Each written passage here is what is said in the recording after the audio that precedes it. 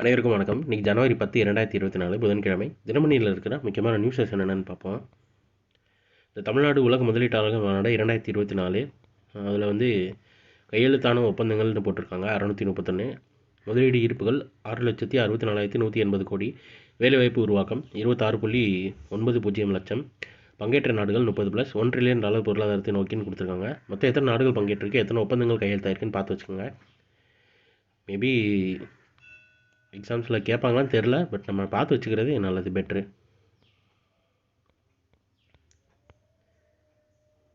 அடுத்தது விருதுகள் திட்டம் மூலம் அரசு பள்ளிகளை வலுப்படுத்துவோம். அமைச்சர் உதயநிதி ஸ்டாலின் அழைப்பும் தெரிவிச்சிருக்காங்க. தமிழகத்தில் உள்ள அரசு பள்ளிகள் படித்த முன்னாள் மாணவர்கள் விருதுகள் என்ற பெயரில் ஒன்றிணையும் புதிய முன்னெடுப்பு பள்ளிக்கல்வித்துறை சார்பில் மேற்கொள்ளப்பட்டது.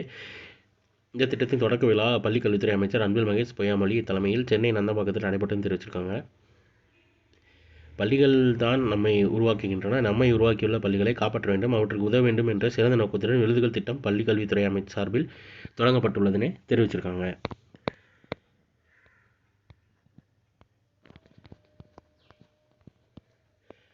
அடுத்ததான் இந்தியாவின் GSAT-20 செயற்கைக்கோளை அமெரிக்க ராக்கெட் மூலம் செலுத்துவது ஏன், இஸ்ரோ விஞ்ஞானிகள் விளக்கம் தெரிவிச்சிருக்காங்க. இந்தியாவின் GSAT-20 தகவல் தொடர்பு செயற்கைக்கோள் கூடுதலாக எடை கொண்டது என்பதால் தான் அதை அமெரிக்க நிறுவனத்தின் ராக்கெட் மூலம் அனுப்ப திட்டமிட்டு இருப்பதாக இஸ்ரோ விஞ்ஞானிகள் தெரிவித்துள்ளனர்னு தெரிவிச்சிருக்காங்க. அதாவது SpaceX மூலிமா அனுப்ப போகிறாங்க. எலான் மஸ்க் அவரோட நிறுவனமான SpaceX மூலிமா GSAT-20 அனுப்புறதா பேச்சுவார்த்தை போயிட்டுருக்குன்னு சொல்லியிருக்காங்க. இது சம்மந்தமாக எனக்கு தெரிஞ்சு எக்ஸாக்டாக சொல்லணும்னா 4ஆம் தேதி நியூஸில் போட்டிருப்பேன்னு நினைக்கிறேன். டைம் இருந்தால் அதை எடுத்து பார்த்துக்கோங்க, அதில் எலாபரேட்டாக சொல்லியிருப்பேன்னு நினைக்கிறேன். அடுத்ததான் இன்றைக்கான திருக்குறள் என்னன்றதை பார்ப்போம். பிறப்புக்கும் எல்லா உயிர்க்கும் சிறப்புவா செய்தொழில் வேற்றுமையான். எல்லா உயிர்க்கும் பிறப்பு ஒரு தன்மையானதே, ஆயினும் செய்கின்ற தொழில்களின் உயர்வு தாழ்வு வேறுபாடுகளால் சிறப்பியல்பு ஒத்திருப்பதில்லைன்னு பெருமை அப்படின்ற அதிகாரத்தில் திருவள்ளுவர் சொல்லியிருக்காரு.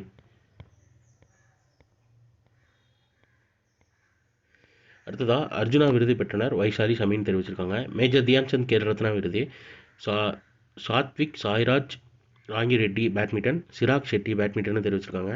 துரோணாச்சாரியா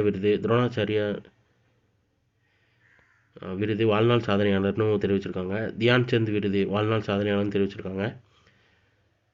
மௌலானா அபுல் கலாம் ஆசாத் கோப்பைன்னு போட்டு கொடுத்துருக்காங்க. அப்புறம் அர்ஜுனா விருது பெற்றவங்கன்னு ஒரு லிஸ்ட்டே கொடுத்துருக்காங்க. நான் வேணால் அந்த மொத்த பேஜுமே உங்களுக்கு ஈஸியாக ஸ்க்ரீன்ஷாட் எடுக்கிற மாதிரி வைக்கிறேன்.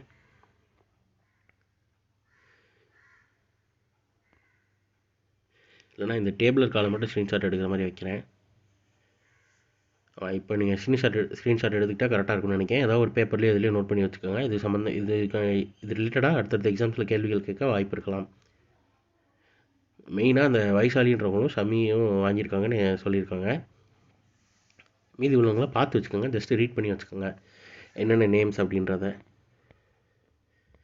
அடுத்ததாக ஃப்ரான்ஸின் இளம் பிரதமரானார் கேப்ரியல் அட்டல்னு தெரிவிச்சிருக்காங்க. ஃப்ரான்ஸின் கல்வித்துறை அமைச்சராக இருந்து வந்த கேப்ரியல் அட்டலை அந்த நாட்டின் பிரதமராக அதிபர் இமானுவல் மேக்ரோன் செவ்வாய்க்கிழமை நியமித்தார் தெரிவிச்சிருக்காங்க. 34 வயதாகும் அட்டல் ஃப்ரான்ஸின் மிக இளம் வயது பிரதமர் என்பது குறிப்பிடத்தக்கதுன்னு தெரிவிச்சிருக்காங்க.